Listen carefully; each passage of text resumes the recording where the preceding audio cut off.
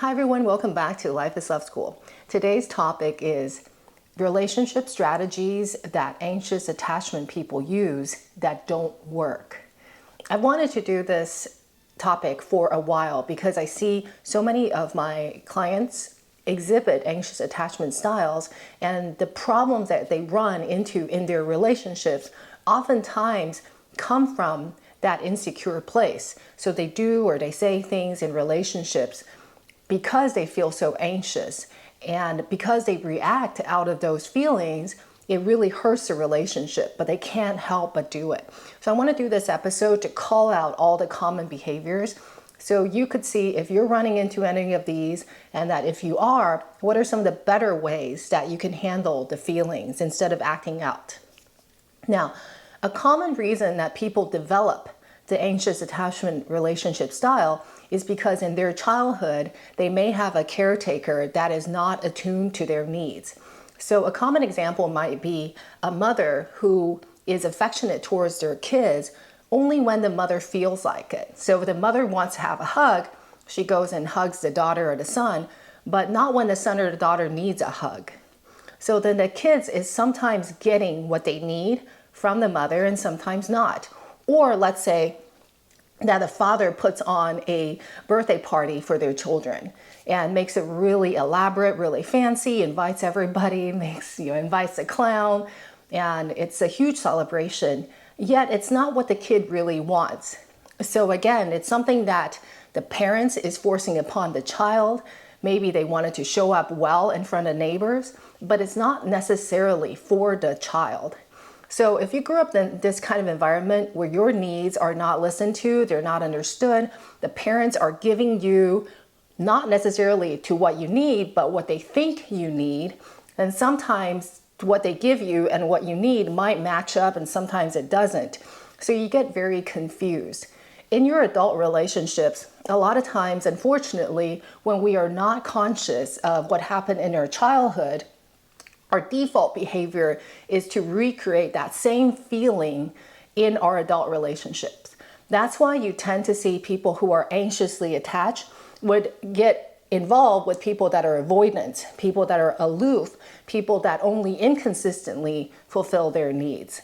So I think that dispels the mystery of why a chaser, which is the anxious attached person, tends to find a runner, the avoidant, who is not able to fulfill their emotional needs. So now that we know the origination, what are some of the ways that anxious attached people show up in relationships that actually hurt the relationship? If you're new to this channel, make sure you like and subscribe so you don't miss any upcoming episodes. So sign number one is that the anxious attached person would overdo in relationships to try to earn love. Now, this is again repeating a pattern that the anxious attached child did in order to win the parents' love. A lot of times people that grew up with feeling not enough attunement, not enough love, is that they try to earn love. So they try to be the perfect child. They try to read what the parents need and try to anticipate the parents' need and try to meet and fulfill it. So this person grew up oftentimes and becoming a people pleaser, very conflict avoidant, not directly expressing their needs, but overly focused on what the partner may need. So they feel that they intrinsically do not deserve love and that any love has to be earned. So a lot of times these people show up in relationships very early on, over giving, both emotionally as well as in terms of their resources, maybe investing a lot of energy and time and money into the relationship when the other person has not earned it. So this actually tends to backfire because the other person would then question how much you value your own time, energy, and resources because you're giving to them when they feel like they haven't earned it.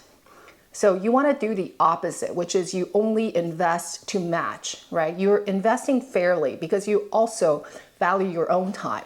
Not that you're not investing, but you don't want to overstep and overgive to show that you have to earn love. No, if a person wants to be with you, they will show in their action and their words that they do.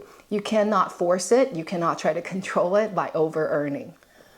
The second strategy that anxious attached people use that is not helpful to a healthy relationship is repeatedly asking for reassurance. So underlying the anxious attachment style, or in fact all insecure attachment style, is a deep-seated fear that they are not good enough, that who they are is not lovable, and they need to go the extra mile in order to earn love, and that they are at high risk of being abandoned.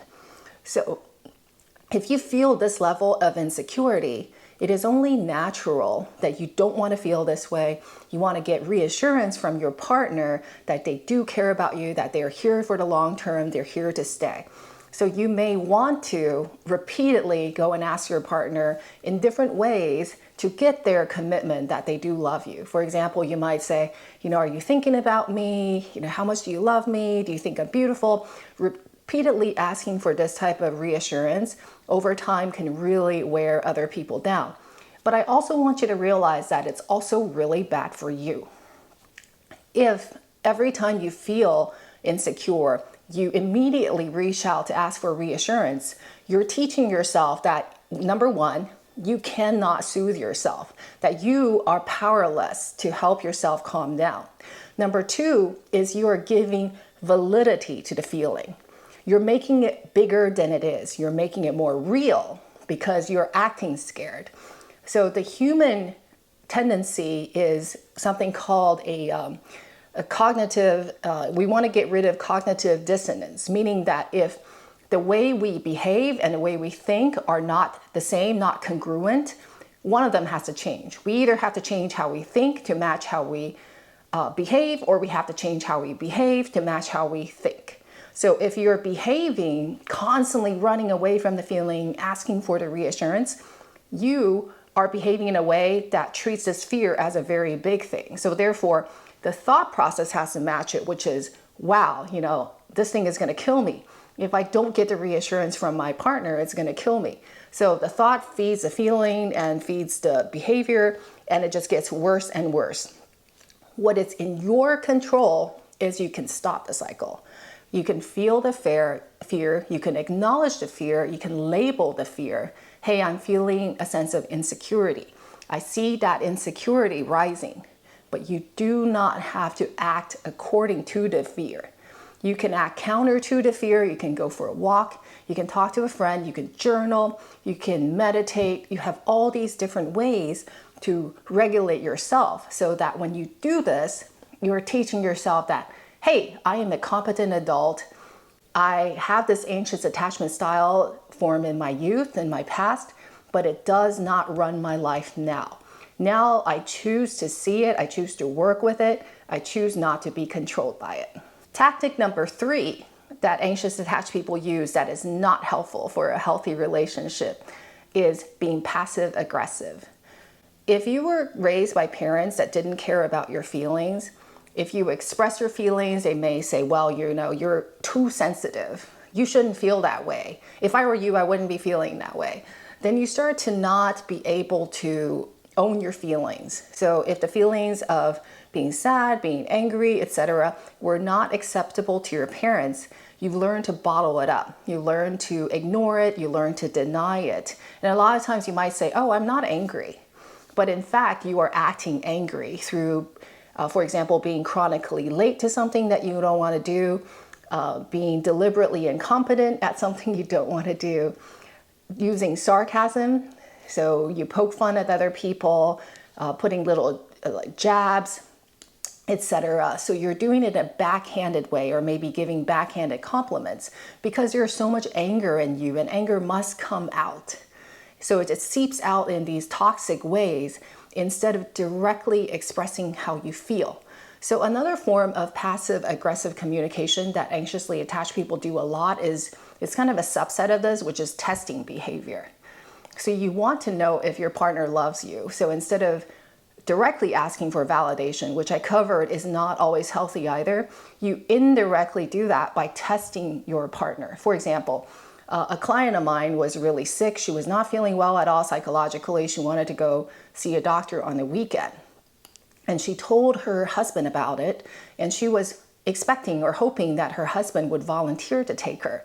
And in fact, her husband did volunteer and said, hey baby, should I take you to the hospital? And she said, no, I'm fine. I can totally drive myself. So the husband just let her do this. And of course, she was angry that the husband did not do what she believes is the right thing to do. But in fact, she was the one who rejected his offer.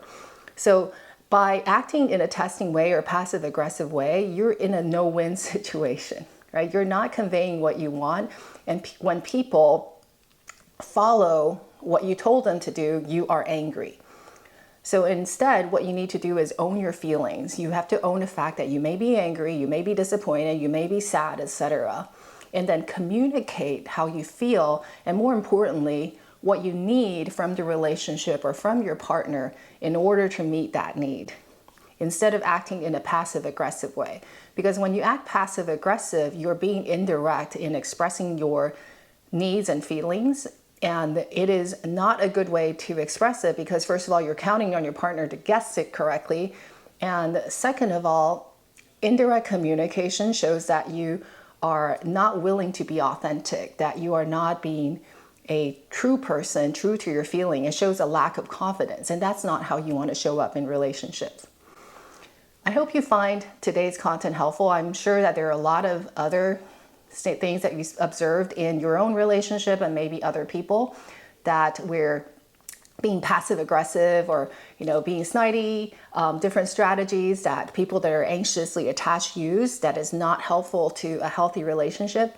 Please drop them down. I would love to see what some of the other things are that I may have missed. And of course, if you have questions, drop it. I read and I answer every single question. And check out the show notes. If in the future there's any suggestions for content, also let me know. Until next time, have a wonderful week.